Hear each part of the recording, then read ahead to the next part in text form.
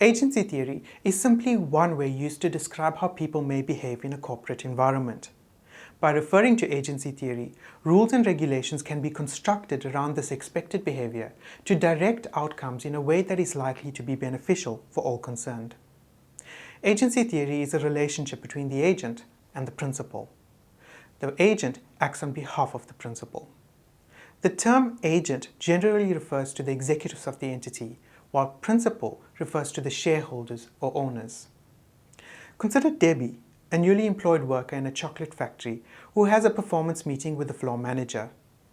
They agree on a performance contract which sets Debbie's weekly output to a minimum of 50,000 cherry-covered chocolates.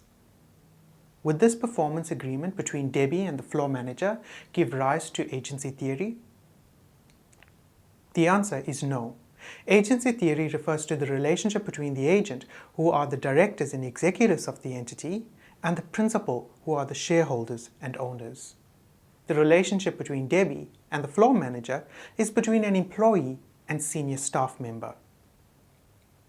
There are two key assumptions that underlie agency theory. The first assumption is that all individuals are egoists. This means that everyone is assumed to act in their own self-interest. That is, the agent will act or make decisions that are likely to benefit them, and similarly, principals would act in certain actions or decisions that would work to their advantage. For example, the board of Infinity Limited is considering business proposals from two major suppliers competing for work. The first proposal from Universe Limited would create significant economies of scale and would save the company almost $2 million every year. Further, Universe Limited offered each of the directors of the board an all-expenses weekend away, as well as a gift of $50,000 each if the proposal is accepted. The second proposal from Galaxy Limited would not only save the company $2 million every year, but it would also result in a guaranteed increase in revenue of $1 million. Other than this, there are no other significant differences between the two proposals. In terms of agency theory, which proposal will the agent accept and why? The principals would expect the agents to accept the proposal from Galaxy Limited, since this would result in an increase in profits of at least $3 million. This would increase the value of the company and likely positively affect the share price. However, in terms of the first assumption of agency theory, the agents would accept the proposal from Universe Limited, since they would choose an option that maximizes their benefit.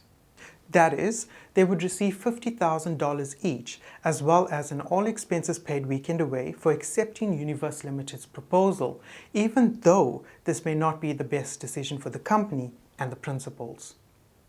The second assumption of agency theory is that the agents are in a position of power, since they have access to information and are in a position to make decisions. This enables them to make decisions that work in their advantage. The example with the board of Infinity Limited highlights this assumption because the board has the power to make the final decision regarding which proposal to accept without having to seek approval for their decision or ratification by the principals or shareholders of Infinity Limited.